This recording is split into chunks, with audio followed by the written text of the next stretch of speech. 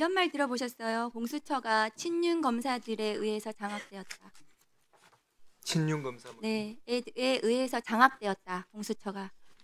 뭐 언론에서 뭐 그런 기사 네. 본 적은 있습니다. 네.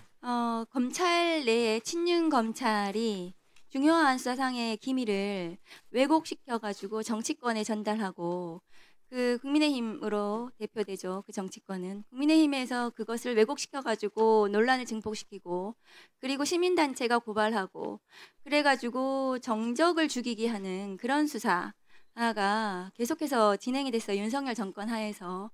그래서 작년에 제가 국민의힘 검찰 출신 의원들이 검찰 내 친윤 검찰과 협잡해서 그런 일을 벌이는 것에 대해서 제가 문제 제기를 한 적도 있거든요. 그런데 오늘도 그런 일이 벌어졌습니다.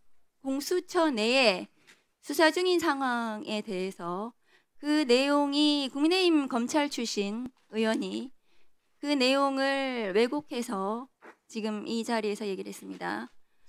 이문정 검사의 수사 상황이 왜 국민의힘 검찰 출신이 저렇게 왜곡해서 이 자리에서 얘기를 하는지 의도는 빤한 것 같습니다. 그런데 이 상황은 굉장히 심각한 상황으로 보여집니다. 공수처 내의 수사 상황이 정치권의 먹잇감으로 제공이 되고 있는 거거든요. 공수처장님, 심각한 상황입니다. 이문정 검사가 공수처에서 수사 중인 것에 대해서는 제가 그 내용을 좀 알고 있습니다. 언론 보도를 통해서.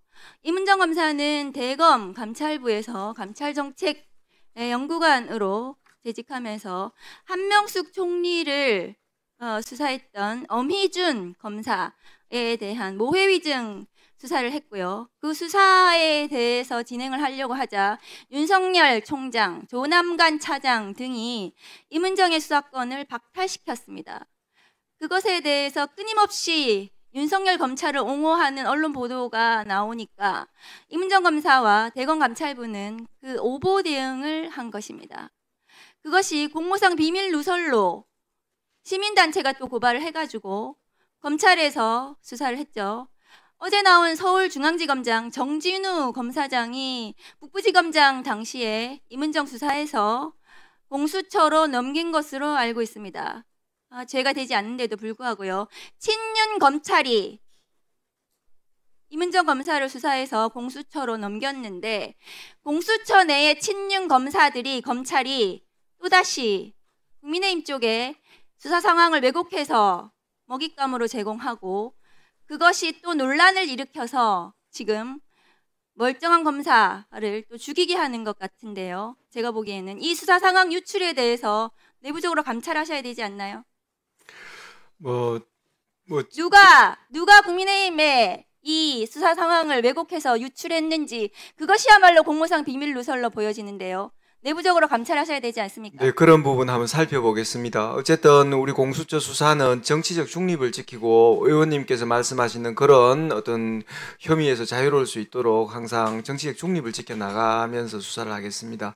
그 사건에 있어서 그런 또 공무상 비밀 누설이 있는지 한번 살펴보겠습니다. 그게 작년에 윤석열 정권 내내 이재명 대통령 더불어민주당 대표에 대한 수사도 그런 식으로 친윤 검찰이 정치권에 왜곡해서 먹잇감을 제공하고 국민의힘 검찰 출신이 논란을 일으키고 이슈화시키고 그렇게 해서 다시 또 수사가 진행이 되고 이런 일이 지금 공수처 내에 또 지금 벌어지고 있는 거거든요. 반드시 감찰해서 그 감찰 결과를 국회에 보고하시고 국민들께 그 결과를 보고하시기 바랍니다. 그런 검사는 공수처에서 검사로 자격이 없습니다. 그런 수사관은 공수처 내에서 정치적 중립을 지키고 독립해서 수사할 자격이 없습니다. 공수처가 답답하다고 많은 분들이 얘기를 하시는데요. 제 생각은 좀 다릅니다.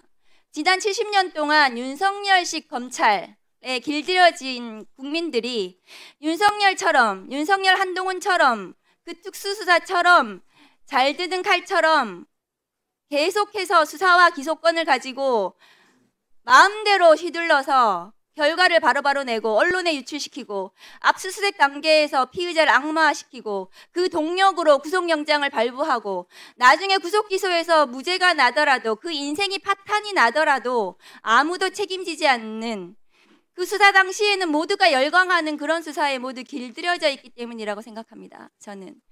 공수처는 그렇게 피의 사실을 유출하지 않고 정식대로 법과 원칙에 따라 천천히 인권을 보장하고 인권을 보호하면서 제대로 된 수사를 해왔다고 저는 생각을 합니다. 윤석열에 대해서도 그렇게 했다고 저는 생각을 하거든요. 윤석열 내란 수계에 대해서 공수처에서 구속해서 검찰로 넘기셨는데요. 저는 그 과정 전체가 윤석열식 검찰과 다른 수사기관을 보여드렸다 국민들께. 국민들은 그럼 이제 선택해야 됩니다. 한 사람의 인생을 망가뜨리는 윤석열식 수사기관, 수사 권력을 인정해 줄 것인가. 공수처처럼 천천히 그러나 인권을 보호하면서 실체를 신속하게 밝혀주는 그런 수사기관을 우리가 인정할 것인가, 선택할 것인가. 저는 그 기로에서 검찰개혁이 있다고 저는 생각합니다. 지금 국민의힘 쪽과 정치권에서 끝없이 공수처가 윤석열 내란 수계의 수사권이 없다. 공수처가 없었다. 이렇게 주장을 하는데요. 공수처는 수사권이 있습니다. 그렇지 않습니까? 공수처는 법원에 의해서 5번에 걸쳐서 수사권을 인정을 받았습니다. 맞지 않습니까? 공수처장님. 6번입니다. 최근에 공무집행 방해에 대해서 그 인정하면서 영장이 발부되었으니까 또 한 번 법원에 의해서 우리 내란죄 수사권이 있다는 것이 법원에 의해서 인정이 됐습니다. 그렇습니다. 공수처는 2024년 12월 31일 체포영장을 발부받으면서 내란 수계 혐의를 분명히 죄명에 적시했습니다.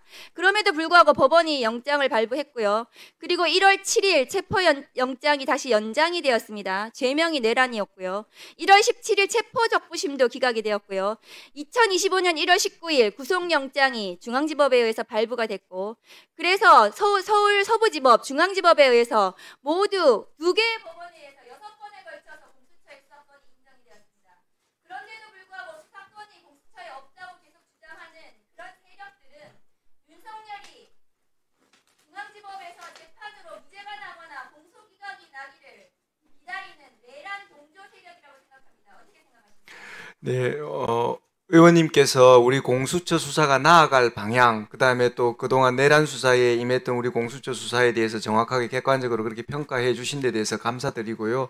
어쨌든 저희들은 그 말씀해 주신 대로 공수처 수사가 기존에 해왔던 특수부 수사보다 더 나은, 어쨌든 그 과정에서 어떤 성과만 내는 그런 수사가 아니라 진실을 밝히고 권력기관 견제, 그 다음에 부패 없는 공직 사회를 만든다는 그런 우리 공수처의 존립 근거를 위해서 의원님께서 그런 여러 가지 칭찬 주신 부분 포함해 가지고 열심히 하도록 하겠습니다. 네, 수고하셨습니다.